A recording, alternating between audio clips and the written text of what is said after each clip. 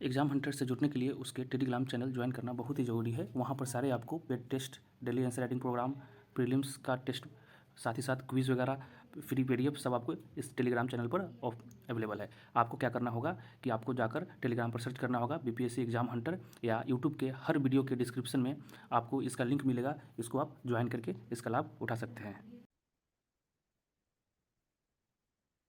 ठीक है। Intro, body, challenges, then comes your that is way ahead, and then comes conclusion. तो किसी भी आंसर को फॉलो हम लोग इस फॉर्मेट पे करेंगे। इन सेशंस का एक ही मतलब है कि आपके 20 से 30 नंबर इंक्रीज किए जाएंगे। कहाँ कहाँ इंक्रीज किया जाएंगे, कैसे इंट्रो लिखना है, कैसे बॉडी लिखना है, कैसे चैलेंजेस लिखना है, 7 मार्कर क्वेश्चन को अटेम्प्ट कैसे करना है, आपको 38 मार्कर को अटेम्प्ट कैसे करना है। जैसे देखो 38 मार्कर अगर इंट्रो की अगर हम बात करेंगे ना, तो ये इंट्रो होगी 7 to 8 लाइन। बॉडी की बात करेंगे तो ये 1.5 to 2 पेज होगा। चैलेंजेस हाफ पेज होगा, वे अहेड हाफ पेज होगा, कंक्लूजन हाफ पेज होगा। सिमिलरली जब इस साइड आओगे 7 to 8 मार्क में, तो बॉडी होगी इंट्रो होगी 2 to 3 लाइन, बॉडी होगी 60 to 70 वर्ड्स, चैलेंजेस होंगे आप तुमको 2 to 3 line, way forward 2 to 3 line, conclusion 2 to 3 line. तो ये हमारा फॉर्मेटिंग होगा सारे आंसर्स का। जिनका ये पहला क्लास था, आप समझ गए कि हम लोग इस क्लास में क्या करने वाले हैं। और सेशन को इंटरैक्टिव रखेंगे, वन वे कन्वर्सेशन नहीं बनाएंगे। आप गलत बोलिए, कोई उससे दिक्कत नहीं है। जो डाउट्स, एक और चीज है, अगर आपको मैं इंट्रो क्वेश्चन का समझा रहा हूं और आपको डाउट इंट्रो में है तो यहीं पर क्लियर कीजिए। कंक्लूजन में जाने के बाद ये मत बोलिएगा सर इंट्रो में ये चीज समझ में नहीं आया। हम आपको पूरा ऑप्शन दिए हुए हैं कि आप इंट्रो में नहीं समझ में आया, आप तुरंत बोलिए। और क्योंकि ये रिकॉर्डिंग भी आपको अवेलेबल है, तो कुछ ऐसा भी नहीं है कि कुछ छूट रहा है। तो आप अगर अभी नोट्स नहीं भी बनाएंगे तो कोई उतना कुछ खास फर्क नहीं पड़ेगा, बट अगर आप नोट्स बना रहे हैं तो वेल एंड गुड। ठीक है। तो आप लोग रिप्लाई देते रहेंगे, जब भी हम कुछ पूछेंगे तो सेशन इंटरैक्टिव रहेगा। ठीक है। सबको आवाज क्लियर है? Yes sir. ठीक है। आज नए लोग तो दिख रहे हैं, पुराने वाले लोग नहीं दिख रहे हैं। पुराने वाले कहाँ गए हैं सब?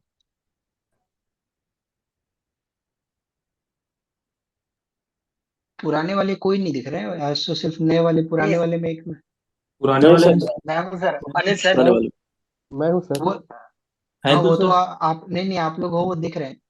बट पुराने वाले लगते हैं कि एग्जैक्ट 9 बजे ज्वाइन करने का प्लान लेके आए हैं क्या। चलिए ठीक है, हम लोग बिगिन करते हैं। उनका लेट होगा तो फिर वो रिकॉर्डिंग से टेकअप करेंगे। तो आज हमने एज शेड्यूल हमने क्या डिस्कस किया था कि हम एक कास्ट वाले टॉपिक को टच करेंगे। ठीक है। Yes sir. और दूसरा हम आईआर को बिगिन करेंगे। अब ये बताइए पहले कास्ट से शुरू करें या पहले आईआर से शुरू करें? आईआर आईआर से। Sir, IR IR. इतना कास्ट से नफरत क्यों है भाई? कास्ट तो कंफर्म क्वेश्चन है कि कास्ट आ रहा है। नहीं सर, वो ये आराम छूटा से हुआ है, करते हैं। मतलब करंट वाला छूटा हुआ है सर वो। कास्ट ही करते हैं सर, एक बार पॉलिटी थोड़ा एंड हो जाएगा फिर इंटरनेशनल रिलेशन। यही ज्यादा अच्छा रहेगा कास्ट, क्योंकि 10 से 15 मिनट में खत्म हो जाएगा। तो उसके बाद ठीक है। इंटरनेशनल रिलेशन करना, अपन 40 मिनट इंटरनेशनल रिलेशन पे दे देंगे। ठीक है। ठीक है सर, ठीक। ठीक है। तो कास्ट का ये बताइए, किसी के पास पीवाईक्यू है बीपीएससी में पूछे हुए? Yes sir. अगर है तो जरा उसके कास्ट वाले कॉलम को खोलिए। सर मेरे पास पीडीएफ फॉर्म में नहीं है सर, वो मैंने रिटर्न करके रखा हुआ है एक जगह। ठीक है, कोई बात नहीं, हम आपको बता दे रहे हैं। ठीक है। सर मेरे पीडीएफ पास है, फॉर्म, मेरे पास है। हाँ तो पढ़िए, क्वेश्चन पढ़िए, अगर है तो पढ़िए। ठीक सेशन है। इंटरैक्टिव रखेंगे, फुल्ली इंटरैक्टिव। कहीं कोई भी दिक्कत होगा जिस पॉइंट पे आप वहां बताएंगे। यहाँ मेरा सर एक, सर गोल ये 68। नहीं है। हाँ ठीक है बताइए। सर, एक सर 2016, सर 2016 का क्वेश्चन था। एग्जामिन द हाँ role of caste in electoral politics of India, to what extent did the caste factor play a role in the 2015 Bihar election. ठीक है, कास्ट इन एक इलेक्शन हो गया। एक एस्पेक्ट हमें टच करना है, कास्ट इन इलेक्शन। दूसरा क्वेश्चन पढ़िए। एक सर डबल एओ 2022 का था, बीपीएससी का ही। ठीक है। Caste politics has acquired a dominating and enduring mode of politics in India. Explain this phenomenon with reference to contemporary political development in Bihar. ठीक है। फिर एक सर 97 का था, discuss the role of caste in politics. फिर एक 2009 का था सर कि caste and class play major role in Indian politics, explain the statement with special difference to Bihar. ठीक फिर है। एक सर 99 में ही था कि write a brief and critical essay on caste as a factor in Bihar politics since 1977 and ठीक highlight है। The special reason for the present state of affairs. तो आपको समझ में आ गया कि कास्ट को आपको पढ़ना कैसे है? Yes, sir. क्या समझ में आया बताइए? मतलब दूसरे लोग भी बोलिए, जो लोग क्वेश्चन पढ़े एटलीस्ट उनको, अब उन्होंने इतना मेहनत की, आप कोई दूसरे लोग भी बोल दीजिए। सर बेसिकली कास्ट का रिलेशन इलेक्शन से पूछा जा रहा है, इलेक्शन में और स्पेशली बिहार से। ठीक है, स्पेशली बिहार से नहीं पूछा जा रहा है, आप क्वेश्चन ध्यान से पढ़िए। क्वेश्चन क्या कह रहा है कि कास्ट का रोल आपको बताना है पहली पॉलिटिक्स में, ठीक है? तो ये आपको इन जनरल बताना है, और इन जनरल होते हुए स्पेसिफिक आपको बिहार पे जाना है, समझे? तो अगर 38 मार्कर क्वेश्चन हुआ तो आपको कास्ट एज ए, आपको समझ लीजिए 5 to 7 मार्कर का पार्ट है। Caste and politics as a मान लीजिए आप 10 मार्कर का हुआ, तो 15 to 17 ही हो गए।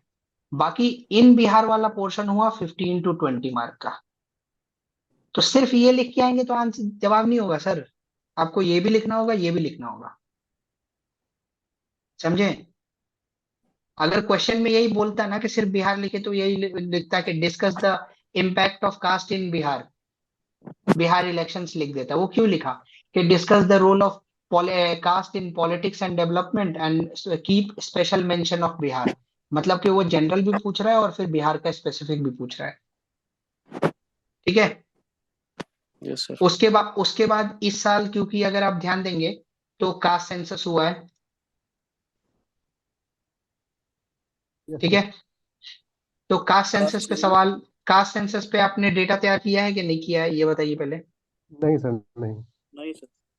नहीं किया है, ठीक है। आपको हम एक पीडीएफ प्रोवाइड करेंगे या स्क्रीनशॉट प्रोवाइड करेंगे कास्ट सेंसस के रिगार्डिंग, पूरा के पूरा उसमें कास्ट कवर होगा आपके लिए। मतलब एक आर्टिकल था, ये आरजेडी के जो एमपी है ना, मनोज झा। हाँ, उनका एक आर्टिकल था मनोज झा का कि कास्ट सेंसस क्यों जरूरी है। उस आर्टिकल का भी कंपाइलेशन आपको प्रोवाइड कर दिया जाएगा, ठीक है? ठीक है, तो बिगिन करते हैं। पहली बात, हम लोग कुछ डेफिनेशंस लिखेंगे और कुछ वर्ड्स लिखेंगे, ठीक है? तो कास्ट को डिफाइन कैसे किया गया है? तो caste is the mosaic of Indian politics. ये कौन बोला, आइडिया है? Jaffrelot. ठीक है, Christopher Jaffrelot. Caste is the mosaic of Indian politics, ठीक है? Christopher? Jaffrelot, Jaffrelot, ठीक है? क्लियर है? Yes. उसके बाद अब सेकंड चीज पे आते हैं कि एक रजनी कोठारी ने भी कास्ट का डेफिनेशन दिया है। क्योंकि देखिए, जब आपको थोड़ा शॉर्ट आंसर क्वेश्चन आएगी ना, 7-8 मार्कर, तो आप जेफर लॉट के डेफिनेशन के साथ मूव कर देंगे, स्मॉल स्टेटमेंट। बट जब बात आएगी ना 38 मार्कर की, तो फिर आपको वहां पर चाहिए होगा रजनी कोठारी का डेफिनेशन, ठीक है? तो रजनी कोठारी का डेफिनेशन है कास्ट का। अगर किन्हीं के पास लिखा होगा तो वेल एंड गुड, नहीं लिखा होगा तो जल्दी जल्दी लिख लीजिए, या नहीं भी लिखेंगे तो सुन लीजिए at least. Rajni Kothari defined caste as the social stratification which involves hierarchically arranged, closed endogamist strata whose membership is ascriptive, constraint is restricted, and mobility is theoretically impossible. तो इसमें क्या बताया? पहली बात बताया सोशल स्ट्रैटिफिकेशन की बात, ठीक है? और किसी वर्ड से अगर आप डिसएग्री करते हैं या कोई मतलब नहीं समझ में आता है तो वो पूछेंगे आप। मतलब ये कोई फिलोसफी क्लास नहीं चल रही है कि आप आके सुन के चले जाएंगे। सर पहले तो वो लिख ही नहीं पाए इसको पूरा. हम आपको लिखा रहे हैं, बाद में हम लोग कर लेंगे। वो स्टेटमेंट आप जो वीडियो में है ना, उसमें से आप एक बार रिप्ले करके फुल स्टेटमेंट ऐसे हम रिपीट कर दे रहे हैं, और उसके जो कीवर्ड्स हैं वो लिख दे रहे हैं, ठीक है? ठीक है.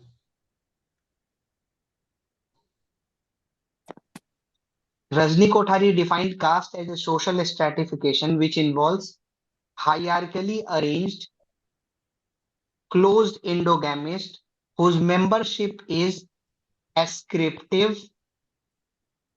Second, constraint is limited, and mobility is theoretically impossible. ये हो गया हमारा डेफिनेशन, ठीक है? अब आते हैं हम लोग कास्ट की शुरुआत कहाँ से करेंगे। तो ये बताइए कास्ट की शुरुआत कहाँ से हुई थी? मान लीजिए एज ए कास्ट हम लिख देते हैं, तो कास्ट की शुरुआत कहाँ से हुई थी? किसी को कुछ आइडिया? जल्दी जल्दी बोलिए, इंटरैक्टिव रखेंगे, गलत बोलेंगे कोई दिक्कत नहीं है। लेटर वैदिक period. Gupta period, post Gupta. ठीक है, एक बात बताइए, आप यहाँ पर क्या पढ़ रहे हैं अभी? मतलब आप बता सही रहे हैं, उसमें कोई दिक्कत की बात नहीं। ये कौन सी सब्जेक्ट की डिस्कशन हो रही है? पॉलिटिक्स। पॉलिटिक्स। ठीक है, सर 1967। आपको नहीं नहीं, रुक जाइए, आपको लगता है कि पॉलिटी आप पढ़ रहे हैं तो हमें पॉलिटी कहाँ से जानने की जरूरत है? कॉन्स्टिट्यूशन। 1950। British constitution. इंडिया। तो हम क्या देखेंगे यहाँ पर? एक प्री इंडिपेंडेंस कॉलम, एक इंडिपेंडेंस, पोस्ट इंडिपेंडेंस। ठीक है, आप समझ गए ये क्यों मैंने दो कॉलम बनाया? मैं चाहता तो लेटर वैदिक भी बना देता, बट वो सिग्निफिकेंस जीरो है उसका। समझ में आया? क्योंकि हमको एग्जामिनेशन को टारगेट करना है। हाँ, हिंदी में भी कनक बोला जाएगा। अगर कोई भी चीज कनक आप कम्युनिकेट करना चाहें तो हो सकता है चैट हम लेट से देखें, तो आप अनम्यूट करके बोल दीजिए, तो वो भी ज्यादा अच्छा, क्योंकि बार बार चैट देखना थोड़ा सा डिफिकल्ट होता है। ठीक है, पूना पैक से सर। ठीक है। तो अब ये बताइए, प्री इंडिपेंडेंस एरा में कास्ट का इवोल्यूशन कहाँ से आप देखते हैं? बताइए। Majorly Poona pact sir. Majorly आप पूना पैक्ट से देखते हैं? यस।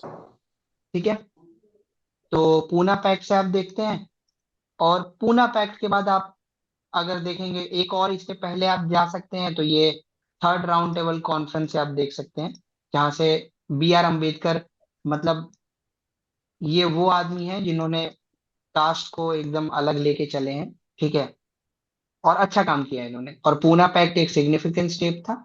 अब आते हैं पोस्ट इंडिपेंडेंस में। पोस्ट इंडिपेंडेंस में बताइए क्या है कास्ट का? कास्ट के कुछ यहाँ पर भी कुछ होंगे फेजेस।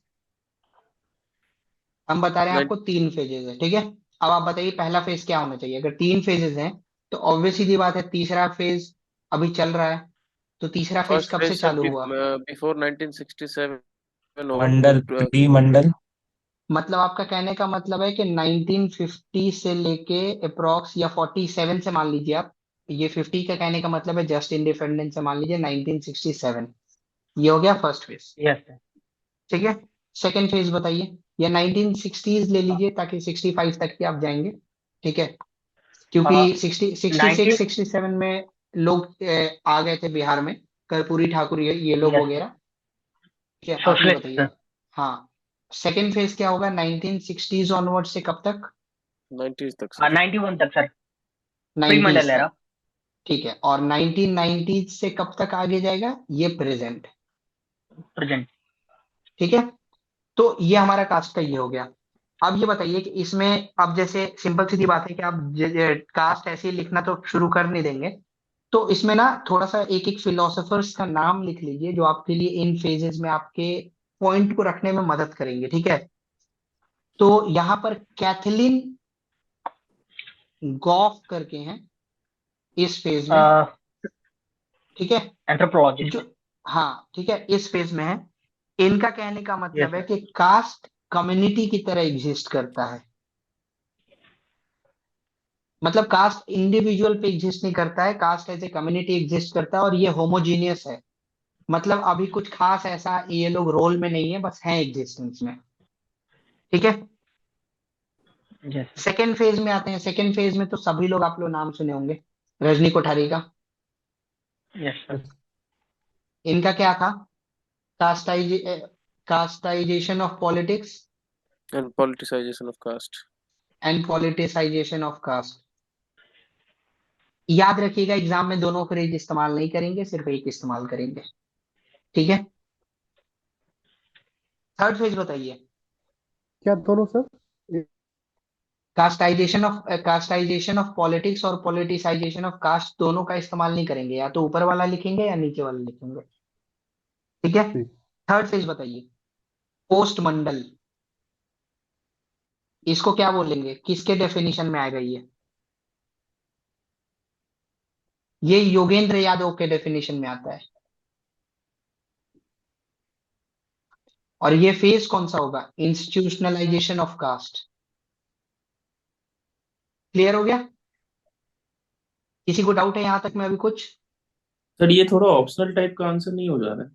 नहीं, ऑप्शनल टाइप का आंसर नहीं हो रहा है, हम आपको बता रहे हैं इसमें क्या दिक्कत है। देखिए, हम आपको, जैसे आप क्वेश्चन जब आएगी ना, तो क्वेश्चन आपको ये भी पूछ सकता है कि discuss the phase of caste in 1950s to 60s, तो आप क्या करेंगे उस समय बताइए। फिर आपको इनकी मदद की जरूरत पड़ेगी कि नहीं पड़ेगी? Yes sir. आप जानते नहीं ना क्वेश्चन। मान लीजिए क्वेश्चन कह दिया कि discuss the presence of caste after 1990s, तो आपको लगता है कि आप योगेंद्र यादव को छोड़ पाएंगे फिर? ठीक है। देखिए, हम आपको सिर्फ वो नहीं करा रहे हैं जो पूछा जा चुका है, हम आपको वो करा रहे हैं जो पूछा जाए तो आप एग्जाम में कर पाए। Yes sir. Yes sir. ठीक है, ये हो गया। अब इसमें ये बताइए, अब इसमें स्पेशल रेफरेंस ऑफ बिहार डालना है ना, तो अब इसमें आप बिहार के एग्जाम्पल्स डालेंगे। ठीक है, आपको Yes. स्पेशल रेफरेंस वाला क्वेश्चन याद है जब पूछ रहा था कि स्पेशल रेफरेंस इन बिहार? तो 2009 एक ये एग्जाम्पल बताइए, फर्स्ट फेज का एग्जाम्पल बताइए, बताइए, कुछ सर, ध्यान दीजिए। rise of tenants community in a politics. For example, Yadavas in early 1960s after नहीं, the land आप reform. ये वाला सेक्शन हुआ, ये वाला सेक्शन हुआ, अभी हम इसका बात कर रहे हैं, इस सेक्शन का बात कर रहे हैं, इसका एग्जाम्पल बताइए। सर, पर्सनैलिटी में जगजीवन राम की। जगजीवन राम थे, और ये फेज कौन सा था? ये लो स्ट्रगल का फेज था। डोमिनेंस ऑफ ठीक है, अपर कास्ट।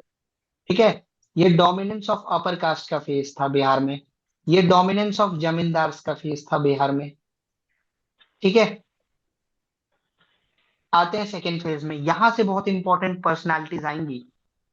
ठीक है, तो यहाँ के नाम थोड़ा ध्यान से लिखिएगा। यहाँ के एग्जाम्पल्स में आपको पहली बात तो कर्पूरी ठाकुर का आप नाम लिखेंगे, दूसरा आप नाम लिखेंगे जयप्रकाश नारायण का, फिर लिखेंगे राम मनोहर लोहिया का। ठीक है, ये तीन लोग हैं जो इस फेज में बहुत एक्टिवली काम किया है इन्होंने। और बीपी इस फेज मंडल में का नहीं लिख सकते? बीपी मंडल का जो अगर आप रिपोर्ट का बात करेंगे ना, तो ध्यान रखिएगा कि वो रिपोर्ट 1977 में तो उन्होंने मतलब 79 में तो रिपोर्ट दी उन्होंने, बट टेक्निकली अगर आप देखेंगे ना तो ये इम्प्लीमेंट हुआ आपको 1991 में। तो एक ही चीज को दो जगह लिखने से अवॉइड करिए, सामने वाले को ये लगता है कि आपके पास कंटेंट की कमी हो गई है। भोला पासवान शास्त्री पहले दलित चीफ मिनिस्टर जो है। आप लिख सकते हैं।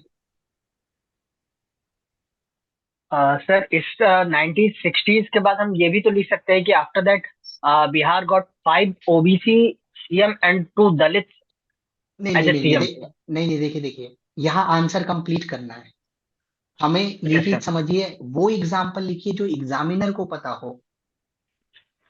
आपका यस एग्जामिनर अगर कोई साउथ का हुआ, कोई साउथ का सर। आदमी हुआ जो आपकी कॉपी चेक कर रहा है, तो वो इन्हीं का नाम जानेगा क्योंकि ये नेशनल लीडर्स हैं। समझ रहे हैं मतलब आप? Yes sir, understood. अगर अगर आपकी पोस्टिंग, मान लीजिए अगर अभी आपकी पोस्टिंग हो जाती है, क्या बोलते हैं, गुजरात में, तो गुजरात में कोई कितना भी बड़ा नेता हो, गुजरात के एक ही लीडर का आप नाम जानते हैं ना, मोदी, अमित शाह, यस सर। इतना ही जानते हैं ना आप, जबकि आप तो तैयारी कर रहे हैं। तो सिमिलरली ये भी सोचिए कि कोई साउथ का बंदा आपका कॉपी चेक कर रहा होगा, आप वो सब नाम लिख देंगे, उसको समझ ही नहीं आएगा, आपको एवरेज मार्क्स देके बढ़ जाएगा। Yes sir. तो एग्जामिनेशन में नंबर उठाना is like playing with the examiners mind भी होता है बहुत बार। ठीक है, अब इसमें आ जाइए, तो इसमें आपको लालू प्रसाद यादव हो गए हैं, रामविलास पासवान हो गए हैं, इसमें नीतीश कुमार हो गए हैं। ये सारे लोग अलग अलग कास्ट, अलग अलग कम्युनिटी को इम्प्लीमेंट करते गए, और ये लोग जैसे पॉलिटिक्स में है तो इन कास्ट के पास वोटिंग पावर आ गई। ठीक है, शरद यादव, जॉर्ज फर्नांडिस। इन मतलब जॉर्ज फर्नांडिस, शरद यादव, ये सब टेक्निकल नाम है, लेकिन लालू यादव और नीतीश कुमार और रामविलास पासवान से बड़े नाम नहीं है बिहार में। Yes sir. ठीक है, तो अब आप इसमें ये हो गया। अब ये बताइए कि इम्पैक्ट ऑफ, ये तो हमने समझ लिया कास्ट का एवोल्यूशन, कास्ट का रोल, किस फेज में कैसा कास्ट रहा। तो अब आप फेजेस बाय आंसर, अगर क्वेश्चन शॉर्ट आंसर आ गया तो आप लिख देंगे। आपने इंट्रोडक्शन में 2 इंट्रोडक्शन लिखा है, एक लॉन्ग आंसर, एक शॉर्ट आंसर, क्रिस्टोफर जेफरलेट वाला, एक लॉन्ग इंट्रो लिखा है आपने उसका। अब ये बताइए कि कास्ट का इम्पैक्ट क्या है।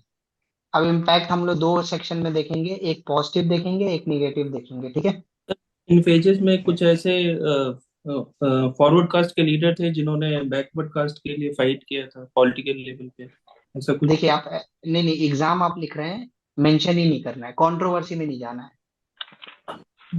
समझे? मतलब आप समझिए ये सब चीजें एग्जामिनेशन हॉल में नहीं करते हैं, वरना आपका ये पेपर नहीं कंप्लीट हो पाएगा। आप कहेंगे तो हम बता देंगे, वो दिक्कत की बात नहीं है, बट आप समझिए कि आपके एग्जामिनेशन के लिए क्या जरूरी है। ठीक है, ठीक है। अब ये बताइए पॉजिटिव इम्पैक्ट क्या है कास्ट का? Political Mainstreaming of empower, marginalized political sir empowerment. Inform policy making. ठीक है, पॉलिसी मेकिंग आप बता रहे हैं, इक्वालिटी हुआ, थोड़ा कॉन्स्टिट्यूशनल वर्ड्स यूज कीजिए। ठीक है, आप लोग के साथ जानते हैं, देखिए मार्क्स पॉलिटी में क्यों नहीं लोगों का उठता है, लिखते सब सही है, बट कॉन्स्टिट्यूशनल वर्ड्स आप इस्तेमाल नहीं करेंगे ना, तो मार्क्स नहीं मिलता है।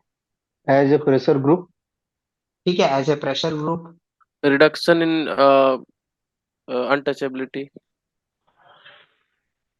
कह सकते हैं, बट ये नेगेटिव पॉइंट होगा, इसको अवॉइड करिए।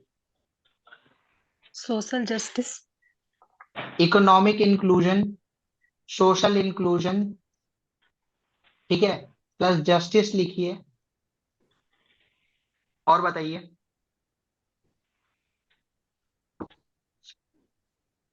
Leadership, decision making, credibility,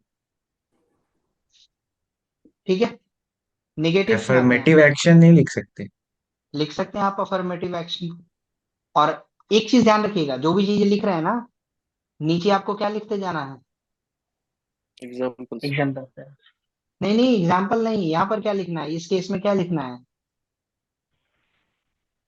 articles of constitution, solution. ये बताए थे ना पिछले दिन जब वो वाले क्वेश्चन यस डिस्कस सर। किए थे, फंडामेंटल राइट्स वाले, यही यस सर। आर्टिकल्स आपके आंसर के लिए एग्जाम्पल बन के निकलेंगे। समझ गए? प्रेशर ग्रुप वगैरह में क्या क्या लिखेंगे sir? Pressure group pressure group में आप डीपीएसपी का मेंशन करेंगे, फिर प्रेशर ग्रुप में आप उसका क्या बोलते हैं, कि प्रेशर ग्रुप कुछ भी हो सकता है, एनजीओ हो सकता है प्रेशर ग्रुप, आपको कोई कमीशन हो सकता है, कुछ भी हो सकता है। प्रेशर ग्रुप में किसी प्रेशर ग्रुप का नाम लिख दीजिए, किसी प्रेशर ग्रुप का नाम जानते हैं तो वो लिख दीजिए, किसी इंटरेस्ट ग्रुप का नाम जानते हैं तो उसका नाम लिख दीजिए, किसी एनजीओ का नाम जानते हैं तो उसका लिख दीजिए। समझ गए? निगेटिव्स बताइए। Negative sir political manipulation. Sir political polarization, manipulation, polarization, fluidity of caste identities. Religious fundamentalism, religious, हाँ रिलीजियस फंडामेंटलिज्म, या रीजनल फंडामेंटलिज्म भी आप कह सकते हैं। देखिए, यस सर। कास्ट सिर्फ हिंदू में ही नहीं है, कास्ट मुस्लिम में भी है। यस। ठीक है, अगर आप कास्ट सेंसस का डेटा देखे होंगे तो उसमें अपर कास्ट मुस्लिम भी थे, लोअर कास्ट भी मुस्लिम थे। तो बहुत बार ऐसा होता है कि हिंदू अपर कास्ट एक साथ हो जाता है, मुस्लिम अपर कास्ट एक साथ हो जाता है, और ये दोनों मुस्लिम लोअर कास्ट और हिंदू लोअर कास्ट के खिलाफ। तो ये एक तरह का ये रिलीजियस बैटल भी हो जाता है, क्योंकि अब जैसे मेजोरिटी माइनॉरिटी का गेम हो जाता है। ठीक है, तो कोई भी यस। चीज पॉलिटिकल फेनोमेना में लिस्टेड नहीं है एक सिंगल कॉलम के नीचे। समझ गए?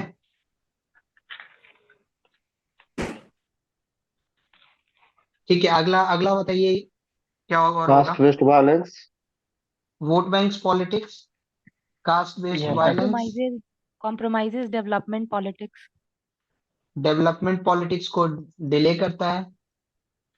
ये हो गया हमारा इम्पैक्ट, पॉजिटिव नेगेटिव। ठीक है,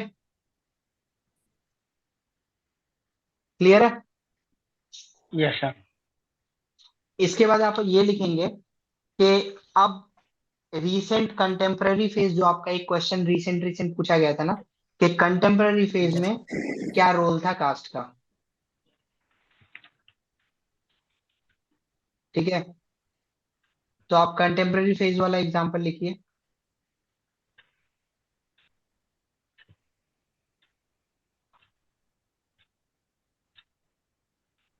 ठीक है, क्या फेज था, किसी को याद है 2020 इलेक्शंस का क्या सीन था? और इसमें 2020 इलेक्शन याद है किसी को? Yes sir, caste versus development politics पे चल रहा था सर वो। कास्ट वर्सेस डेवलपमेंट पॉलिटिक्स, ठीक है।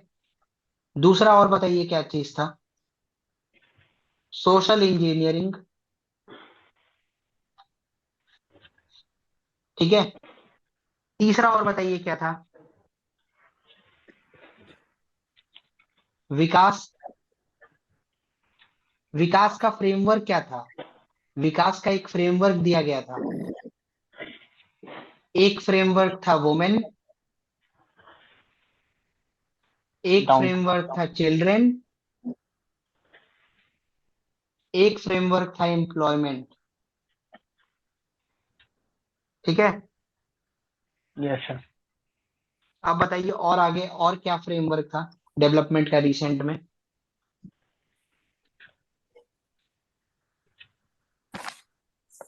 आरक्षण। रिजर्वेशन एज ए फ्रेमवर्क, ठीक है, कह सकते हैं, ठीक है। वीक पॉइंट है, बट ये वीक पॉइंट है, याद रखिएगा ये वीक पॉइंट है, क्योंकि अगर आपका एग्जामिनर मतलब इकोनॉमिक जस्टिस। एंटी रिजर्वेशन हुआ तो चीजें डिफिकल्ट होंगी। Try to be as neutral as you can be. Economic आप जस्टिस। क्योंकि आप कभी भी देखिए ना, इकोनॉमिक जस्टिस, ठीक है। इनफैक्ट आप जस्टिस लिख के जानते हैं क्या लिखिए? सोशल, इकोनॉमिक, पॉलिटिकल, तीनों लिखिए। इकोनॉमिक, सोशल, फिर आप लिखिए पॉलिटिकल, तीनों लिखिए आप एक साथ, ठीक है। और अगर जैसे अभी जिसने भी ये पॉइंट बोला था ना रिजर्वेशन वाला, आप ना एक काम करिए ना, इसमें मतलब इंक्लूड करिए। प्रीवियस ईयर का क्वेश्चन ना एक बार आप उठा के देखिएगा।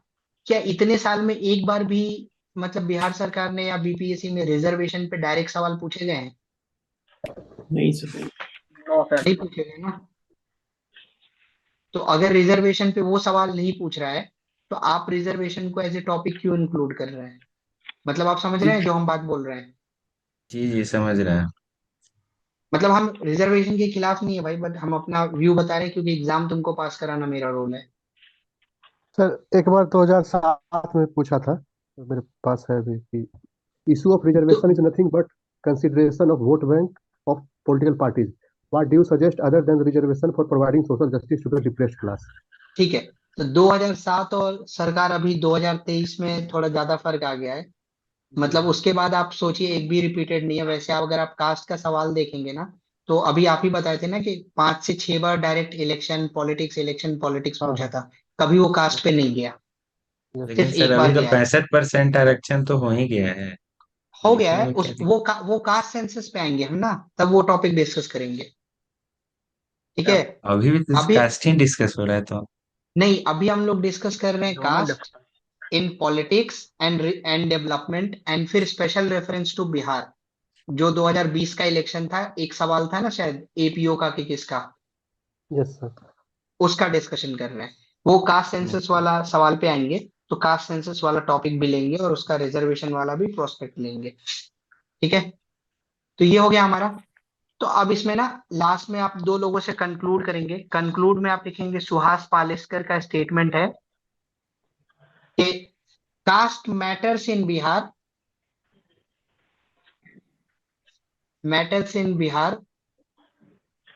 But is it is not on the front seat any more. समझ गए इसका मतलब? Yes yes sir. सर। ठीक है। डेवलपमेंटल तो पॉलिटिक्स की भी अब बात हो रही है। एग्जैक्टली अब देखो पॉइंट क्या है ना, जैसे ए और बी है, दोनों का same development yes sir. Politics है ना। तो हम कास्ट को जैसे मान लो इसका, तुम्हारा जैसे मान लो कोई एक्स है जिसका कास्ट क्या बोलते हैं वाई हुआ, ये मान लो अल्फा कास्ट यस। हुआ, ये बीटा कास्ट हुआ, ये मान लो अल्फा हो गया, ठीक है, इसका एक्स का अल्फा हो गया। अब अगर मान लो ये दोनों का सेम पॉलिसी है ना, तब एक्स ए को चूज करेगा। अगर नहीं तो दोनों में से जिसकी पॉलिसी अच्छी होगी उसको चूज करेगा। ये कहना है सुहास पालेस्कर का, मेरा कहना नहीं है भाई, ठीक है। अब ठीक आते है। हैं कास्ट सेंसस पे। दूसरा कंक्लूजन सर बता रहे थे, दो बता रहे थे कोई अगर। दूसरा कंक्लूजन एक दीपांकर गुप्ता का है। दीपांकर गुप्ता का कहने का कंक्लूजन ये है कि Indian politics is moving towards a change is guided by development. ठीक है। सी पॉइंट ये है ना कि सब यही लिख के आएंगे कि कास्ट का होने से बहुत फायदा होता है, बहुत नुकसान होता है, ये होता है वो होता है, और सबको नंबर मिलेगा 100 नंबर 300 के पेपर में, और सब बाहर हो जाएंगे। आप इन तभी होंगे जब आप कुछ नया लिख के आएंगे। समझ सर गए अगर आप? सिर्फ 8 नंबर में पूछा role of caste in Bihar, तो इसका फ्रेमवर्क क्या रहेगा? Role of caste in Bihar बोला तो क्रिस्टोफर जेफरलेट के हाँ। स्टेटमेंट से आप शुरू करेंगे, फिर आप रोल ऑफ कास्ट इस तरीके से लिखेंगे, एक इम्पैक्ट पॉजिटिव में बनाएंगे, इधर एक निगेटिव में बताएंगे, और उसके बाद दोनों का करने के बाद आप सुहास पालेसकर के स्टेटमेंट से कंक्लूड कर देंगे। अच्छा, और इन बिहार है तो मतलब वहां पर कुछ बस क्या क्या चीजें? इन बिहार है तो आप 2020 के इलेक्शंस का डिस्कशन कर देंगे कंक्लूजन में। अच्छा, इम्पैक्ट ठीक है। वही रहेगा, वहां पर कुछ चेंज नहीं रहेगा बिहार के चलते? इम्पैक्ट में कोई चेंज नहीं आएगा, कास्ट का कोई इम्पैक्ट में कहीं चेंजेस नहीं है, क्योंकि ये वो थियरीज हैं जो 30-40 साल के स्टडी के बाद दी गई है। ठीक। ठीक है। तो अब हम आपको सर दो तीन ऐसे लोग एक कास्ट का डॉक्यूमेंट शेयर कर रहे हैं। ये पूरा के पूरा वेल प्रिपेयर्ड डॉक्यूमेंट है। ठीक है। फ्रैगमेंटेशन या unification based on caste politics. Fragmentation and unification based on caste politics. ठीक है। तो इसमें आप एग्जाम्पल क्या क्या देंगे ये बताइए, फ्रैगमेंटेशन और यूनिफिकेशन का एग्जाम्पल बताइए।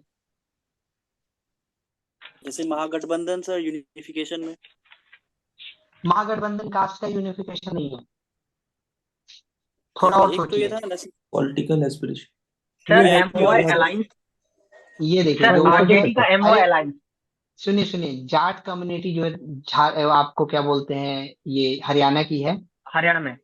ये कास्ट यूनिफिकेशन अजगर पे है। समूह जो बना था। ठीक है। तो ये आसान सवाल है, मतलब इसमें आप थोड़ा एग्जाम्पल गूगल करेंगे, अपने हिसाब से आप एग्जाम्पल लिख लेंगे, कोई ऐसा बड़ा नहीं है। आप बोलेंगे तो मैं 5 सेकंड एग्जाम्पल 4 मराठा हो एग्जाम्पल, गया। मराठा कम्युनिटी हो सर गया, वो सब फिर आप वो कर ये लेंगे सब आप। बिहार में जैसा दे सकते हैं, ठीक जैसे है। रणवीर सेना और लॉटिक और सेना, ये सब जो बनी थी, ये सब का एग्जाम्पल दे कास्ट सकते हैं। सेंसर, और जहां तक हाँ आप डाल सकते हैं, बट पॉइंट ये है कि अगर उसका नेगेटिव इम्पैक्ट होता है क्वेश्चन में तो फिर उसका दिक्कत होगा, क्योंकि आप याद रखिएगा कि जितना आप एग्रेसिव ग्रुप के प्रति जाएंगे, आपका कॉपी देख के सामने वाले को यही पता चलेगा कि आप अग्रेसिव मतलब इंसान है। मतलब अगर नहीं तो कास्ट कोई गांधी के नहीं बारे सर, में लिख रहा है और कोई बोस के बारे में लिख रहा है, और सामने वाला इंसान, देखो दोनों सही है, बट अगर पॉइंट ये है ना कि अगर गांधी के तरीके से उस सॉल्यूशन को निकाला जा सकता है तो बोस को कभी एक्सेप्ट नहीं किया जाएगा एग्जामिनेशन में। ये सब मतलब कहने वाली बातें हैं कि देखो बोस बहुत बड़े आदमी है, ऐसा नहीं है कि बहुत छोटे आदमी है, बहुत बड़े आदमी है, इनकी पॉलिसीज भी बहुत बड़ी हैं, बट याद रखना एग्जामिनेशन पॉइंट ऑफ व्यू से Gandhi is the prima fascia. अगर सॉल्यूशन गांधी जी के पास नहीं है तब आप सुभाष चंद्र बोस के पास जाएंगे, गांधी जी के पास सॉल्यूशन है तो आप सुभाष चंद्र बोस के पास नहीं जाएंगे। ठीक है। बिकॉज वायलेंस हमारे संविधान का राइट नहीं है, हम वायलेंस को प्रोपोगेट ही नहीं करते हैं। पता है ना आपको ये बात? Yes sir. पंचशील डॉक्यूमेंट जो हमारा जो कहता है कि हम नॉन वायलेंट रहेंगे, नॉन एग्रेसिव रहेंगे, ये सब सारी चीजें। ठीक है। पीसफुल तो coexistence. Caste as a topic पूरा खत्म हो गया। अब इसमें बचा वाला जो यस सेक्शन सर। है वो है सेंसस। सेंसस में डेटा यस आप सर। खुद देख लेंगे, ये कोई बड़ी बात नहीं है। डेटा अब हम आपको बैठ के लिखाएं कि कौन सा कास्ट कितना परसेंटेज है, वो कोई बड़ी बात नहीं है। और इसके बाद रिगार्डिंग इसकी एनालिसिस की आपके पास रिटर्न डॉक्यूमेंट हम दे देंगे, जो हम आज सर को शेयर कर देंगे, सर आपको शेयर कर देंगे। ठीक है। यस ठीक है सर। और बाकी कास्ट में कहीं कोई दिक्कत किसी को, पूरी बॉडी कंक्लूजन इंट्रोडक्शन कहीं भी, क्योंकि कास्ट एज ए टॉपिक अब दोबारा नहीं लेंगे हम। सर कास्ट और क्लास में यदि पूछे कि डिफरेंस क्या है तो क्लास क्या होता है? क्लास किसके बेसिस पर बनती है ये बताइए इकोनॉमिक बेसिस पे सर। इकोनॉमिक बस। और पैरिटी कास्ट किसके बेसिस पर बनती है? बर्थ के। तो सर जस्ट हो गया। ठीक है। यस। तो सर इंटरनेशनल रिलेशन, हाँ बताइए, बोलिए जल्दी क्लास का जो बोलिए। है क्लास का जो है पॉलिटिक्स में रोल क्या होता है, ये एक जो क्वेश्चन 2009 में पूछा था। ठीक है। क्लास का रोल पॉलिटिक्स में क्या होता है ये बताइए। कोई अगर गरीब होगा तो वो क्या, अगर जैसे अभी पीएम, जैसे प्रधानमंत्री गरीब कल्याण योजना चल रहा है ना, तो ये क्यों चल रहा है? क्योंकि गरीब लोग हैं। अगर सब अमीर होते तो प्रधानमंत्री गरीब कल्याण योजना चलता? नहीं चलता। सब अमीर होते तो लाडली बहन जैसे एमपी में चल रहा है ना, जिसके दम पे बीजेपी चुनाव जीत गई, ये चलता? नहीं चलता। सब अमीर होते तो बिहार में जो महिला के लिए सशक्तिकरण और जो भी स्कीम मुख्यमंत्री उद्यमी योजना ये सब चल रहा है, ये चलता? नहीं चलता। क्यों चल रहा है? क्योंकि ये सर ये क्लास के सिर्फ एक बेसिस पॉलिसी ये क्लास बस के बेसिस पर पॉलिटिक्स है। और यही सब एग्जाम्पल देते, आंसर लिखते हुए यही सब आप एग्जाम्पल देते हुए चले जाएंगे। ठीक है। कोशिश करेंगे कि जो आप एग्जाम्पल देंगे उसमें से, जैसे मान लीजिए आप 5 एग्जाम्पल देते हैं ना, तो 3 एग्जाम्पल बिहार का देंगे, 2 एग्जाम्पल पैन इंडिया देंगे। ठीक है।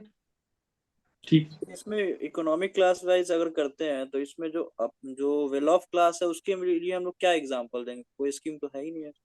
लाडली बहन। Well of well class of के लिए नहीं नहीं, बता रहे हैं स्कीम क्या है। 33% रिजर्वेशन है वुमेन के लिए। उसमें कास्ट मेंशन है, या उसमें मेंशन है कि कोई लोअर स्टेट है या अपर स्टेट है? तो वो तो फिर जेंडर बेस्ड हो गया ना सर, वो इकोनॉमिकली तो नहीं हुआ। अरे तो हम मेन के लिए भी बता रहे हैं। स्कॉलरशिप। मुख्यमंत्री युवा उद्यमी योजना है, नाम सुने हैं आप? Yes sir. वो उसमें लिखा हुआ है कि किसी क्लास के लिए या किसी कास्ट के लिए? Yes sir. वो नहीं तो लिखा सर हुआ है ना? नहीं। ठीक है। डाउट क्लियर हो गया? तो और कुछ बताएं इस पे, बताइए। पूछिए, हमको दिक्कत नहीं है। डाउट्स आप जितना पूछेंगे हम उतना बताएंगे। आप नहीं पूछेंगे तो हमको दिक्कत है। हम एक सर भी दिन डाउट। फ्रेगमेंटेशन ऑफ हाँ पॉलिटिक्स का बताइए। मतलब क्या हुआ sir? Fragmentation of politics. Fragmentation of politics मतलब कि कास्ट आने से देश का विभाजन हो रहा है, कास्ट आने से एक नया ग्रुप बन रहा है, कास्ट आने से जो पहले एक सोसाइटी था वो बहुत सारा सोसाइटी में बट रहा है। कास्ट आने से प्रॉब्लम ये हो रहा है कि जो भी पॉलिसीज या जो भी लोग थे वो पहले यूनिफिकेशन ऑफ इंडिया के प्रति जा रहे थे, अब यूनिफिकेशन ऑफ इंडिया छोड़ के यूनिफिकेशन ऑफ कास्ट के प्रति जा रहे हैं। ठीक है सर। ठीक है। आइए सर। इंटरनेशनल रिलेशन का सर पीडीएफ खोल एक लीजिए डाउट आप है, लोग। ये हाँ प्रीवियस ईयर बताइए। क्वेश्चन सर टॉपिक वाइज कौन सा मतलब कहाँ पे मिलेगा ये? जैसे कास्ट पे आपने सारा क्वेश्चन डिस्कस किया, तो ये एक जगह कहाँ मिलेगा? ये एक जगह आपको केबीसी नैनो की किताब मिल जाएगी, उसमें मिल जाएगी। और नहीं तो आप एक काम करिएगा, चंदन सर से कांटेक्ट कर लीजिएगा, वो आपको प्रोवाइड करा देंगे।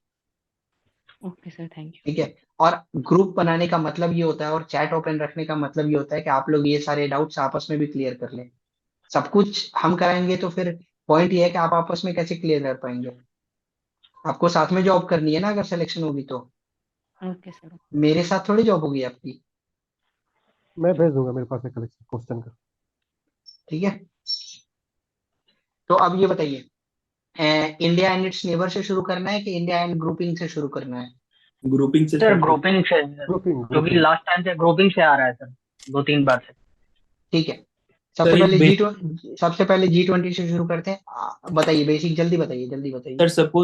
सर सपोज कोई ऐसा यूटोपियन टाइप का ग्रुप आ गया है जो कभी सुना नहीं, तो एक बेसिक फ्रेमवर्क से दे दीजिए कैसे प्रोसीड करेंगे हाँ। For a certain group. देखिए, ऐसा कोई, पहली बात तो आप पढ़ रहे हैं तो ऐसा कोई ग्रुप तो आएगा नहीं जो आप सुने नहीं होंगे। ठीक है। जैसे तो सर आप आर्टिक नहीं नहीं, काउंसिल दे दिया तो। हम बता रहे हैं। अब आर्टिक काउंसिल दे दिया तो मतलब आप समझ रहे हैं ना कि आर्टिक का मतलब क्या हुआ?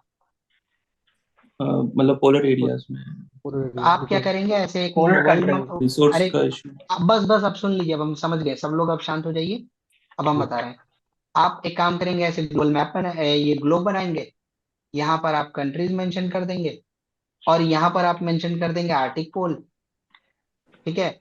कुछ कंट्रीज यहाँ मेंशन कर देंगे, कुछ यहाँ, कुछ यहाँ, कुछ यहाँ, कुछ यहाँ। और एक नीचे में स्टेटमेंट लिख देंगे कि countries around Arctic pole are refer to as Arctic council. The example, इसमें क्या क्या आप मेंशन करेंगे? तो आप यूएसए का मेंशन करेंगे। यूएस का कौन सा पोर्शन? तो अलास्का वाला पोर्शन। फिर आप मेंशन करेंगे रशिया का, फिर आप मेंशन करेंगे कनाडा का, फिर आप मेंशन करेंगे ग्रीनलैंड का, और एक्सेट्रा डाल देंगे। तो ये आपका हाफ पेज का डॉक्यूमेंट बन गया। ठीक है। इसके बाद अब आपको पता नहीं है कि क्या लिखना है, तो हमेशा ध्यान रखिएगा ग्रुपिंग में फ्रेमवर्क होती है। फ्रेमवर्क जैसे, कोई यूपीएससी का प्रिपरेशन कर रहा है आप लोग में से? Yes sir. या सिलेबस देखा है मैं किसी सर ने? हम कर। यस हाँ सर। देखा है। ठीक है। GS1 में क्या क्या सिलेबस आता है? History. History, society, geography. World history, history. Geography, society. Social जिसको हम लोग पॉलिटिकल या पीपल भी बोलते हैं, ठीक है। Yes sir. सेकंड में क्या क्या आएगा? सेकंड में सर पॉलिटी और IR. Polity, governance. IR, social justice, governance. Governance, constitution, polity, IR social justice. Polity और सोशल जस्टिस। और पॉलिटी। थर्ड में क्या आया? Economy, science internal. Tech, science and tech, internal security, disaster management. Economy, environment. Science and tech और environment. ठीक है, बस इतना से काम हो जाएगा। कितने हमारे सब डिवीजन डायमेंशन हो गए लिखने के लिए, ये बताइए। बहुत ज्यादा, 10 हो ही गए, बहुत एक, ज्यादा। दो, तीन, चार, पाँच, छः, सात, आठ, नौ, 10, 11। 11 डायमेंशन में आप कभी भी हेडिंग बना के लिखेंगे ना, तो आपका पेपर हम्म, कंप्लीट हो जाएगा। और इसको याद थोड़ी करना है। अभी तक हम आपको अगर लिख देते ना कि एक डायमेंशन हिस्ट्री लिखिए, एक ज्योग्राफी लिखिए, एक ये लिखिए, एक वो लिखिए, तो आप पहली बात तो डायमेंशन ही 11 याद करने में पड़ जाते। हम्म, बट अब आपको ना डायमेंशन याद करने की जरूरत नहीं है। GS1, GS2, GS3, GS4 तो हटा ही दीजिए। सिर्फ GS1, GS2, GS3 का सब्जेक्ट को हमारे डायमेंशन बना देना, ठीक है। लेकिन सर इसमें मतलब इसमें मार्क्स उस देता नहीं है, क्योंकि कंक्रीट कंक्रीट नहीं होता है, तो आई थिंक। आप कितनी बार मेंस लिखे हैं सर, बताइए। सर 67 में लिखा था, लेकिन मार्क्स जो, जो इस कितना क्वेश्चन मार्क्स में इस दिया था? टाइप। 67 का आपकी कॉपी है आपके पास? हाँ हाँ। एक बार हमको, आप जब क्लास खत्म हो जाएगा तो आपको हमको भेजिएगा कॉपी, हम आपको उसमें बताते हैं कि क्यों आपको मार्क्स नहीं दिया है, ठीक ठीक है। है सर। क्योंकि सेम डायमेंशन में बहुत सारे लोग हैं जिनको मार्क्स मिला है, मुझे ऐसा लग रहा है सर, बहुत जैसे सारे। ये तो नहीं सर, ये जो डायमेंशन है ना, तो ये डायमेंशन के साथ जो मैं कुछ मतलब फैक्ट रिलेटेड उसको सब्सटेंशिएट नहीं कर पाते हैं ना, तो या एग्जाम्पल के तो साथ तो तो मार्क्स। अरे तो उसको कराएंगे ना हम, कैसे कराते अच्छा हैं ना, ठीक यही ठीक तो हम किस लिए बैठे हैं। मेरा काम ठीक। क्या है कि आपको इंफॉर्मेशन देना, पढ़ाना, और फिर भी आप सब भूल जाएं तो हम्म। कुछ आप नंबर लेकर आ जाए, ठीक है। Yes yes sir. तो अब ये बताइए, पहली बात, ज्योग्राफी। अब मान लीजिए हम डायमेंशन वाइज डिस्कस करते हैं। आर्टिक काउंसिल पहले डिस्कस कर लेते हैं। आर्टिक काउंसिल क्योंकि आ गया है, ऑलमोस्ट खत्म ही होने वाला है, तो उसी को डिस्कस कर लेते हैं। ये बताइए, आर्टिक काउंसिल की हिस्ट्री क्या कहती है? Nordic Nations. नहीं नहीं, वो नॉर्डिक नेशन वगैरह तो ज्योग्राफिकल में आएगा। हिस्ट्री बताइए, मतलब एकदम फ्लुएंट होके बताइए, कोई दिक्कत नहीं, एकदम रॉ भाषा में बताइए, कोई दिक्कत नहीं है। नॉन ऑपरेबल एरिया था प्री इंडस्ट्रियलाइजेशन में।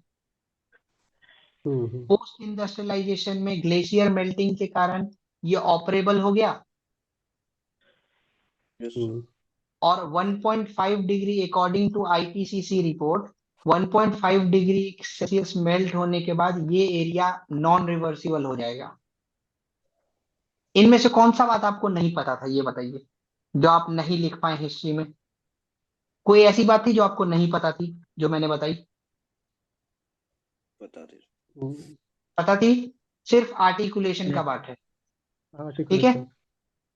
ज्योग्राफी में आते हैं। ज्योग्राफी में बताइए, नॉन मोटरेबल था, यस सर। ठीक है। लेकिन क्योंकि जब ये मेल्ट करने लगा, तो एक डायमेंशन देखा गया कि आर्टिक कनेक्ट भी हो सकता है, तो एक बिजनेस अपॉर्चुनिटी के तौर पे देखा गया इसको, ठीक है। और बताइए, और क्या हो सकता है इसमें? आफ्टर यूएसएसआर डिसइंटीग्रेशन रसिया ज्यादा इसमें। Mineral. Mineral mineral concentration. Resources इसमें बहुत ज्यादा है, ठीक है। हम्म। और बताइए। यूएसएसआर के सर डिसइंटीग्रेशन के बाद सर। अरे यूएसएसआर, रुक जाइए सर, वो पॉलिटी में आएंगे सर, अभी हम ज्योग्राफी में है सर। हाँ, उसी के ज्योग्राफिकल ये एरिया जो नहीं डिवाइड नहीं, हुआ था। अच्छा हम फिश। ज्योग्राफी, देखिए ज्योग्राफी में हम वो चीजें बताएंगे जो ज्योग्राफी का इस्तेमाल कर रहे हैं। अच्छा जैसे फिश रिसोर्सेस वगैरह। वो मिनरल रिसोर्सेज में आ गए, चलिए मान लीजिए फिश रिसोर्सेज में आ जाएंगे। वैसे फिश इस एरिया में नहीं मिलती है। फिश आपको मिलती है आर्टिक काउंसिल में, नहीं मिलती है। फिश मिलती है आपको जहां पर दो अच्छा। हॉट और जो गुड। कोल्ड जो ये होते हैं ना, आपको स्ट्रीम्स पेरेंट सी मिलते एरिया हैं, में। ठीक है, तो वहां मिलती है। तो फिश वाला एरिया ये पॉइंट में लिखेंगे। सीड वॉल्ट का नाम सुने हैं आप लोग? हम्म। यस सर, पोल वार्ड में। ठीक है, ये हो गया ज्योग्राफी का इस्तेमाल। अब आ जाते हैं थर्ड सेक्शन, सोशल का इस्तेमाल बताइए। पीपल का माइग्रेशन हो रहा है वहां पर, क्योंकि वो यस हैबिटेबल सर। बन रहा है। यस। हम्म। रिसेंटली आप सुने होंगे कि आइसलैंड एक पॉलिसी लेके आया है कि वो जो भी सेटल होगा वहां उसको 72 लाख रुपीज देगा। यस। इंस्टाग्राम मीम वगैरह पे भी ये बहुत चला था यार। तो हाँ, मतलब yes, कभी sir. कभी मीम भी काम आ जाता है, ठीक है। अब आते हैं पॉलिटिकल में। अब जो आप बोल रहे थे ना यूएसएसआर वाला सर, वो देखिए, Yes. यूएसएसआर जब तक एक था तब तक उसके पास पोर्ट्स नहीं थी, लेकिन अब क्योंकि आर्टिक के होने के कारण उसको चाहिए एक्टिव पोर्ट्स, तो वो अब आर्टिक को ऑपरेबल बनाना चाहता है। तो ये हो गए यूएसएसआर के पॉलिटिकल रीजन। और ये काम किसके साथ कर रहा है? तो एक ईस्ट, तुमको क्या बोलते हैं, ये फार ईस्ट करके वो होती है यूएस, इंडिया और रशिया के बीच में जो क्या बोलते हैं, जिसमें इंडिया हमेशा इनवाइटेड रहता है, जो तो वो व्लादिवोस्टोक में ईस्टर्न व्लादिवोस्टोक इकोनॉमिक में होती है। फोरम। Yes, sir. हाँ, ईस्टर्न Italy- इकोनॉमिक फोरम, ठीक है, सॉरी, ईस्टर्न इकोनॉमिक फोरम, ठीक है। और यहाँ पर ये काम करती है, और ये आपका फ्रेमवर्क इसलिए है कि यहाँ डेवलपमेंट किया जा सके इस एरिया में, ठीक है। पॉलिटी हो गया। हम्म, अब आते हैं इसमें हम लोग कौन से एरिया में आ गए, साइंस एंड टेक में आते हैं। साइंस एंड टेक का बताइए क्या हो सीड सकता है वोल्ट यहाँ पर। सीड वोल्ट एस्ट्रोनॉमिकल ऑब्जर्वेटरी आप देख रहे हैं यहाँ पर बनाई जा रही है, Yes, sir. Yes, हाँ, sir. ठीक है। फिर जेम्स वेब टेलीस्कोप का प्रोपेनेंट, क्योंकि यहाँ पर एनवायरनमेंट क्लीन है, तो यहाँ से जेम्स वेब का भी एक डिस्क्रिप्शन चल रहा है कि यहाँ स्टेबल करने का एक ऑप्शन, ठीक है। नॉर्दर्न लाइट्स लिख सकते हैं। Value northern exploration. लाइट्स भी लिख सकते हैं आप, ठीक है। और दूसरी बात कि एस्ट्रोनॉमिकल मतलब जो ये क्या बोलते हैं अपना, ये है ना सैटेलाइट्स की प्लेसिंग, वो भी इन पोलर रीजन्स में ज्यादा सिंक्रोनस जो होता है। सिंक्रोनस जो होती है वो भी इन रीजन्स में की जाती है, ठीक है। अब आ जाते हैं हम लोग इकोनॉमी पे। इकोनॉमी में बताइए क्या कह सकते हैं। ट्रेड है वो, नेचुरल रिसोर्सेज ट्रेड। वहाँ पे। ट्रेड बढ़ेगा क्योंकि ये नेचुरल गैस रिच एरियाज हैं। हम्म, रशिया अपना 2014 में नेचुरल गैस का रिजर्व खोजा था ना, Mhm. जैसा ठीक है। फिर दूसरा और क्या हो सकता है यहाँ पर, अभी हमने एक Chennai to Vladivostok sea route devise किया है, एक Yes, sir. मार्केट अपॉर्चुनिटी है इंडिया के लिए, फार yes. ईस्ट, ठीक है। अब आ जाते हैं इन्वायरमेंट में। इन्वायरमेंट में क्या, ग्रीन कोऑपरेशन है यहाँ पर, ताकि आइस को मेल्ट करने से रोका जाए। आईपीसीसी, COP 28, क्योटो, ये सब यहीं पर आ जाएगा। परमाफ्रॉस्ट।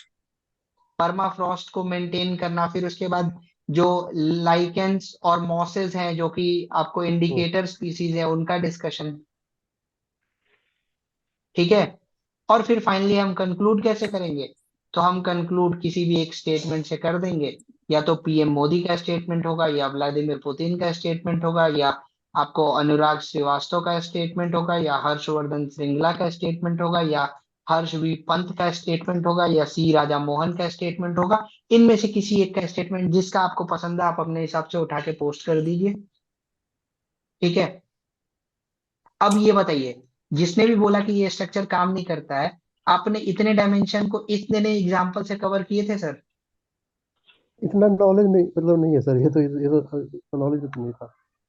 नहीं, नॉलेज की बात नहीं है। देखिए पॉइंट ये ना कि बहुत बार जैसे ये होता है ना कि हम लोग मिस कर जाते हैं लिखने में कि लिखना कैसे है। जब आप पूरी ऑर्गेनाइज वे में स्ट्रक्चरिंग करके लिखेंगे ना, तो आप हमेशा ये ध्यान रखिएगा कि आपका कभी भी आंसर गलत नहीं होगा, कभी भी नहीं, Yes, ठीक है। क्लियर है। yes sir. Yes. अब ये बताइए G20 का रिसेंट क्या क्या हुआ है G20 में, समिट में। सर अफ्रीकन यूनियन को या ग्लोबल साउथ को इनवाइट किया गया रुक और जाइए एज ए रुक जाइए मेंबर। रुक जाइए रुक जाइए रुक जाइए। आपसे अगर कोई पूछेगा कि अपने बारे में बताइए, तो सबसे पहले आप क्या बताएंगे? नाम बताओ। अपने नाम सर। बस। 1919 में फॉर्मेशन हुआ था सर रिसेंट से। ठीक ठीक है, और बताइए।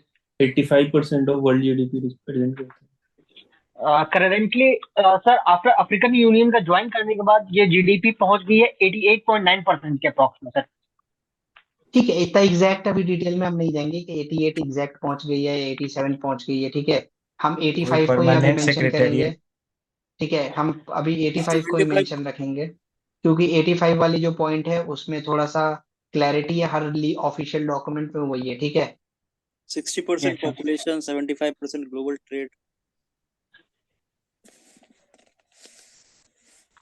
ठीक है, तो अब ये बताइए G20 इंपॉर्टेंट क्यों है? तो आपने बता ही दिया, 85% ऑफ द ग्लोबल जीडीपी, फिर उसके बाद 75% ऑफ ट्रेड, फिर 60% उसके बाद 66% ऑफ पॉपुलेशन, फिर उसके बाद आप मेंशन करेंगे तो ग्लोबल एजेंडा, फिर आप मेंशन करेंगे तो ग्लोबल इकोनॉमिक फ्रेमवर्क पे भी काम करता है G20।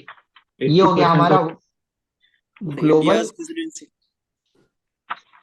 ठीक है, अब आते हैं G20 का, ये हो गया जो बेसिक समझ जानना है। ठीक है, अब बताइए G20 ट्रॉइका क्या होता है? Sir present, past and future के जो मेंबर्स हैं, 3 मेंबर्स जहाँ ऑर्गेनाइज होना है, जैसे इंडोनेशिया, इंडिया और ब्राजील। ब्राजील। ठीक है, अब G20 के रिगार्डिंग ना कुछ स्टेटमेंट्स है, वो लिखिए। वो मतलब आपको मिलेंगे नहीं, आप लिख लीजिए। पीएम मोदी का स्टेटमेंट है,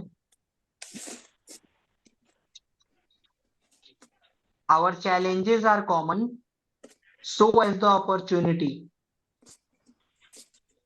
comma, connected machines, comma, digital revolution and new tech link foundation for next generation global growth। ये रट के जाइएगा सरकार। सर एक बार फिर से बोल दीजिए। प्लीज बीच में कोई, रिपीट सर। हाँ सुन लिए रिपीट कर रहे हैं, बीच में अभी कोई नहीं बोलेगा, हम रिपीट दोबारा कर रहे हैं।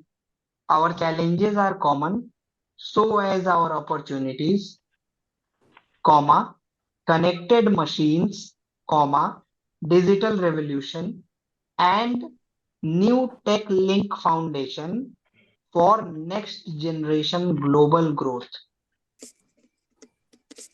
ठीक है, अब इसमें आप ये बताइए G20 में इस बार क्या क्या हुआ? अभी तक तो हमने ये डिस्कस कर लिया कि G20 में क्या क्या है, क्या क्या नहीं है। अब ये बताइए इस बार क्या क्या हुआ? सर ग्लोबल सबसे पहला है न्यू दिल्ली लीडर्स डिक्लेरेशन हुआ था सर। अच्छा, एक और चीज, फॉर एक कॉमन फ्रेमवर्क रखते हैं। एक आदमी एक पॉइंट बोलेगा, फिर शांत हो जाएगा, फिर दूसरा आदमी दूसरा पॉइंट बोलेगा और बारी बारी से बोलेंगे सब।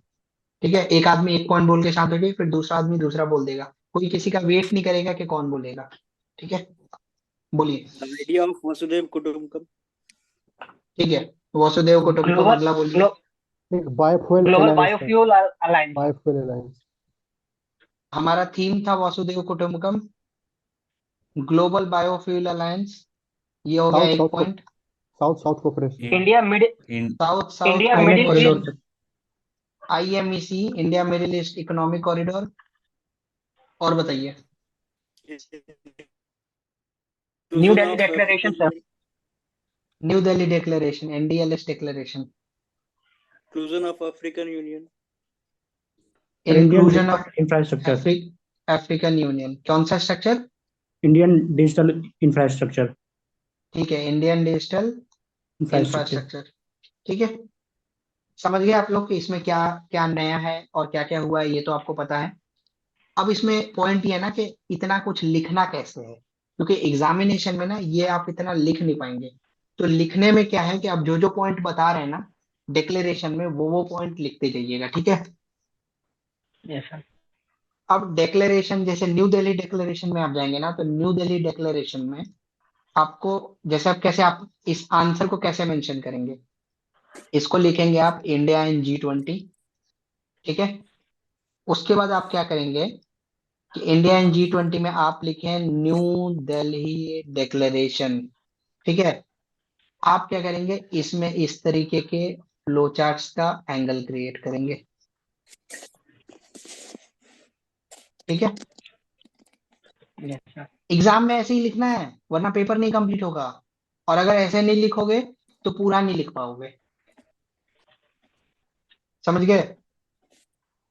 पहला पॉइंट आप लिखेंगे इसमें SDG का, SDG का। ठीक है, यस सर। SDG में आप 3 चीज लिखेंगे इसमें। ठीक है, तीनों चीज का नाम लिखिए। Harnessing data for development, data for development, harnessing data for development. दूसरा पॉइंट लिखेंगे आप agriculture market information system, agriculture market information system. और तीसरा चीज आप लिखेंगे group on earth observation global agricultural monitoring, that is, अगर फुल फॉर्म ना भी याद हो तो जियोग्लैम। जियोग्लैम लिख दीजिएगा बस, और कुछ मत लिखिएगा, ठीक है। Yes, sir. दूसरा पॉइंट आप ये लिखेंगे कि सप्लाई चेन, ठीक है। सप्लाई चेन में आप क्या लिखेंगे, ग्लोबल वैल्यू चेन का आप लिखेंगे, और G20 स्टार्टअप इंगेजमेंट का आप लिखेंगे। तीसरा आप लिखेंगे मल्टीलैटरलिज्म। मल्टीलैटरलिज्म में आप क्या क्या लिखेंगे, तो इसमें लिखेंगे UNSC reforms, world bank IMF reforms, ठीक है। चौथा पॉइंट आप लिखेंगे टेक्नोलॉजी। टेक्नोलॉजी में आप क्या क्या लिखेंगे, वन फ्यूचर अलायंस, और अगला आप इसमें पॉइंट लिखेंगे global digital public infrastructure repository, that is GDPIR, ठीक है। फिर आप लिखेंगे यहाँ टैक्स। टैक्स में आप लिखेंगे मैट, मिनिमम टैक्स रेट, ठीक है। और उसके बाद आप फाइनली यहाँ लिखेंगे ग्रीन अर्थ। ग्रीन अर्थ में आप क्या लिखेंगे यहाँ पर, कि COP28 में जो $1000 का फंडिंग है उसको पूरा किया जाए, और रिन्यूएबल एनर्जी का कैपेसिटी बढ़ाया जाए। समझ में आ सर गया आप न्यू दिल्ली डिक्लेरेशन। मल्टीलैटरलिज्म में WTO तो ज्यादा, WTO मिस हो गया शायद, WTO रिफॉर्म्स।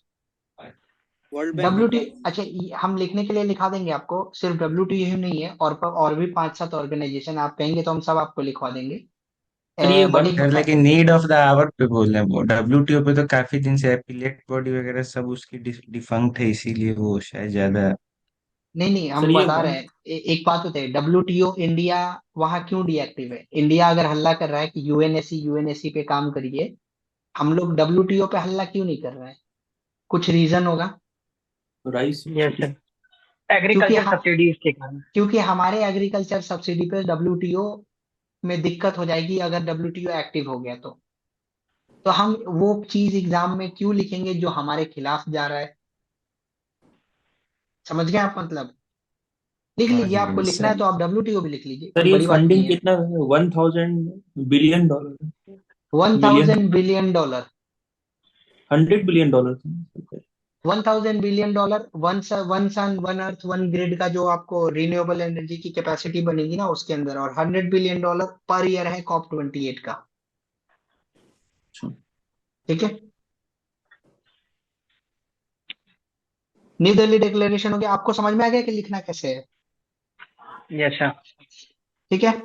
अब आते हैं सेकंड पॉइंट पे, कि देखिए पॉइंट आएगा ना, कभी भी आपको क्वेश्चन अगर लॉन्ग में पूछेगा ना, तो अब ध्यान रखिएगा। देखिए अब जैसे ये अगर आपको आता होगा ना, ऐसे डायमेंशन में आपने लिख रहा होगा ना अपने कॉपी में, तो आपको ये पूरा इंडिया एंड G20 में न्यू दिल्ली डिक्लेरेशन लिखने में 1.5 मिनट से ज्यादा नहीं लगेगा, 1.5 मिनट्स बस लगेगा।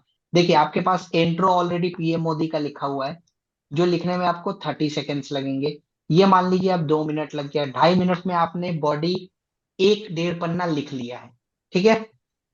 अब आ जाते हैं सेकेंड पोर्शन।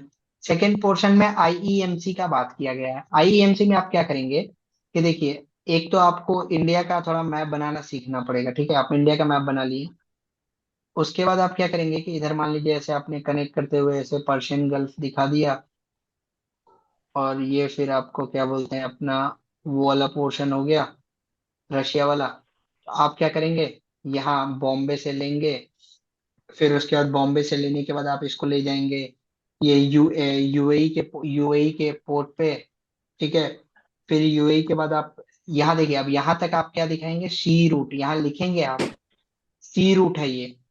फिर यहाँ से यहाँ तक का जो रूट है ये, मतलब हाइफा तक का जो रूट है ये रेल रूट है। बीच में 3 रूट्स आएंगे, ये आपको बनाना सीखना पड़ेगा सरकार, कि आपको मैप जल्दी कैसे बने, ठीक है। बनता है जल्दी, 30 सेकंड से कम लगते हैं मैप बनाने में, अगर आपको मैप बनाने आता है तो, ठीक है। तीनों पॉइंट लिखेंगे आप, अल गुफायत, हरदा, फिर रियाद, और अल हदीथा, और फिर फाइनली इसराइल का हैफा। और फिर उसके बाद आप इसराइल यहाँ बढ़ने के बाद आप यहाँ ग्रीस का मैप बनाएंगे, और ग्रीस का मैप बनाने के बाद आप क्या करेंगे, स्ट्रक्चरिंग, कि उस जगह आप जैसे मान लीजिए यहाँ आपने दोबारा ग्रीस बना दिया, और यहाँ फिर आप ग्रीस को कनेक्ट करेंगे, यहाँ लिखेंगे आप पिराइयस, ठीक है, और पिरायस लिखने के बाद आप यहाँ भी लिखेंगे कि ये सी रूट हुआ। ठीक है, तो आपने ये बना दिया। अब इसके आप क्या लिखेंगे ना, सिग्निफिकेंस। सिग्निफिकेंस में वही सेम सिग्निफिकेंस है, ट्रेड अच्छा होना चाहिए, कनेक्टिविटी अच्छा बढ़ेगा, शॉर्टर रूट हो जाएगा, अनदर रूट हो जाएगा टू, जैसे सुएज कैनाल के ऑल्टरनेटिव रूट हो जाएगा।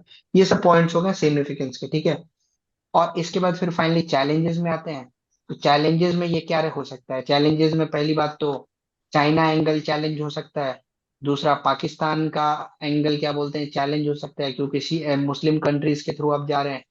फिर उसके बाद आप अगर नेक्स्ट चैलेंजेस में तुम बढ़ोगे, तो नेक्स्ट चैलेंजेस में मिडिल तुम ईस्टर्न देखोगे में। Turkey sir. फंडिंग का इशू हो गया। ठीक है, फिर फंडिंग के बाद टेक्नोलॉजी का इशू हुआ, फिर पॉलिटिकल इंस्टेबिलिटी। टेक्नोलॉजी के बाद पॉलिटिकल इंस्टेबिलिटी का इशू हुआ। ये हो गया चैलेंजेस। अब इसमें आप वे फॉरवर्ड क्या लिख सकते हैं, तो वे फॉरवर्ड के लिए आप लिख सकते हैं क्या, कि हम ग्लोबल कोऑपरेशन बढ़ाएं इस पे, फिर इसके बाद हम इस पे समिट्स करें, और फिर उसके बाद हम लोग स्टेक होल्डर अप्रोच से बढ़ें। जैसे इंडिया पूरा के पूरा, जैसे मान लो 100 रुपये खर्चा है, तो 100 के 100 रुपये को इंडिया को नहीं करना चाहिए। इंडिया को क्या करना चाहिए कि 20 रुपये खर्चा करके, और ये दिखाना चाहिए कि अगर बाकी लोग 60 रुपया खर्चा करेंगे तो हम 20 रुपया और खर्चा करेंगे, ताकि अगर इन लोग का भी पैसा लगेगा तो ये लोग हल्ला कम करेगा ना। Yes sir. ठीक है, ये हो गया आईईएमसी का डिस्कशन। उसके बाद अपना ग्लोबल फ्यूल अलायंस हो गया। ग्लोबल फ्यूल अलायंस में कुछ जो कंट्रीज हैं उनके नाम आप लिख लीजिए। इंडिया के साथ India, Singapore, Bangladesh, Italy, USA, Brazil, Argentina, Mauritius. इसमें कुछ है नहीं इस टॉपिक में। ठीक है, ये आप मतलब जनरली बता रहे हैं। इस टॉपिक में ग्लोबल फ्यूल अलायंस में कुछ भी नहीं है। इसमें क्या क्या करना है आपको, खाली देशों के नाम लिखने हैं, तो और कितने देशों के नाम टोटल इसमें देश हैं, लिखिए, इंडिया, सिंगापुर, बांग्लादेश, इटली, फिर आप लिखेंगे यूएसए, ब्राजील, अर्जेंटीना, मॉरिशस और यूएई। और ये सिर्फ सेंट्रल रिपोजिटरी है, बस दैट्स इट। ठीक है, उसके बाद इसकी अचीवमेंट और वो सारी चीजें अभी कुछ खास नहीं है। बट बेनिफिट्स ऑफ ग्लोबल ये बायोफ्यूल अलायंस इंडिया के लिए क्या क्या है, तो इंडिया के लिए बेनिफिट्स क्या क्या है, कि ये फार्मर्स इनकम बढ़ाएगा। दूसरा पॉइंट, अगर आप बेनिफिट चेक करेंगे, तो ये नेशनल टारगेट ऑफ बायोफ्यूल को कंप्लीट करेगा। तीसरा, additional opportunity of Indian industries. एक बायोफ्यूल का हमारा टारगेट है ना, 20 क्या बोलते हैं आपको, of ethanol 25 blending, 20% of ethanol blending वाला टारगेट।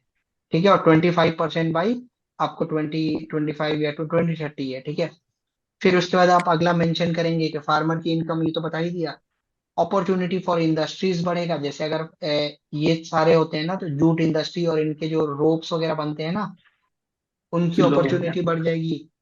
और फिर उसके बाद जो क्या बोलते हैं, जितने हमारे ये ऑयल डिपेंडेंसी है ना, ऑयल डिपेंडेंसी जो हमारी 80% हमारी जो 85% हमारी जो क्या बोलते हैं वो नीड्स है, वो ऑयल इंपोर्ट्स जो बाहर से आती हैं, वो कम हो जाएगा। तो ये हो क्लाइमेट गया कमिटमेंट ग्लोबल 2047। ग्लो ठीक है, ग्लोबल बायोफिल अलायंस। और उसके बाद अगर आप मेंशन करेंगे, तो इसमें अब एज ए इंडिया को, अगर आप देखिए, अब इसमें ना इंडिया का आप रोल ना, अब फाइनली हम इस आंसर को कंक्लूड करेंगे। ठीक है, इंडिया एंड G20 का आप रोल फाइनली कंक्लूड कैसे करेंगे, तो इंडिया यूनिफायर हुआ। ये कीवर्ड्स है, मेंशन करते लिखते जाइएगा। ठीक है, फिर इंडिया एक टेरर फ्री वर्ल्ड के का स्पोक्स पर्सन है। ठीक है, फिर इंडिया रूल्स बेस्ड ऑर्डर को मानता है। फिर उसके बाद इंडिया एक इकोनॉमिक इमर्जिंग पावर है। और चौथा, इंडियन ओशियन का बिगेस्ट स्टेक होल्डर है। ठीक है, तो इसलिए इंडिया G20 को अपने एस्पिरेशन, और इसको आप कनेक्ट करेंगे इंडिया के अमृत काल से, इसको आप कनेक्ट करेंगे इंडिया के आत्मनिर्भर से, इसको आप कनेक्ट करेंगे आत्मनिर्भर से, और इसको आप कनेक्ट करेंगे। एक रीसेंट अभी आईएमएफ की आर्टिकल आई थी, जिसमें आईएमएफ ने ये बोला था कि 2050 तक इंडिया सेकेंड लार्जेस्ट इकोनॉमी बन जाएगा। ठीक है, तो इससे आप कनेक्ट कर देंगे। ठीक है, क्लियर है? Yes. Yes, किसी sir. को कोई डाउट, कुछ ऐसा लगा जो कि एग्जाम को कैसे टैकल करते हैं? देखिए, सारे इंफॉर्मेशन दिखाते हुए भी एग्जाम में लिखते कैसे हैं वो क्लियर समझ में आ रहा है आप लोगों को? Yes, sir. क्योंकि पढ़ाने के लिए हम इस टॉपिक को 4 घंटे में पढ़ा देंगे, बट मेरा काम वो नहीं है। मेरा काम अभी क्या है कि आपका 20 दिन बाद एग्जाम है, एग्जाम में आप पूरा लिख पाए। ठीक है, क्लियर है सबको? Yes, sir. कोई डाउट्स किसी को? सर इंडिया एंड G20 में ये लिख सकते हैं क्या कि चाइना को काउंटर करने को, क्योंकि रसिया इसमें पार्ट नहीं नहीं लिया, चाइना नहीं आया नहीं नहीं। नहीं नहीं नहीं नहीं नहीं, इंडियन फॉरेन पॉलिसी में कभी भी हम एंटी चाइना स्टैंड नहीं लेते हैं। सर इसमें इंडिया का रोल क्लाइमेट चेंज, इंडिया का लीडरशिप रोल दे सकते हैं क्लाइमेट चेंज में यहाँ पे? आप दे सकते हैं, बिल्कुल दे सकते हैं। यहाँ मैंने आपको 5 कीवर्ड बताए, आप यहाँ 5 के बजाय 7 लिख सकते हैं, आपके ऊपर है। हमको ये 5-6 अभी याद है, हम आपको 5-6 बता दिए। आपको अगर एक और 2 याद आते हैं तो याद, लेकिन याद रखिएगा कि 5 से 6 कीवर्ड होने चाहिए आपके कंक्लूजन में। आपका Yes, sir. कंक्लूजन बाकी, देखिए बाकी लोग कंक्लूजन में क्या लिखेंगे? India is going to change the world with its vision, India is going to be the leader of the world, India is going to be this, India is going to be that. वो सब ऊपर की बातें हैं। आप एकदम लिख रहे हैं टू बी पॉइंट कि इंडिया एग्जैक्टली कर क्या रहा है और कैसे करेगा। Yes, sir. समझ रहे हैं मैटर? अच्छा, ठीक है, Understood, sir. एक सेकंड जाइएगा मत आप लोग। ठीक है,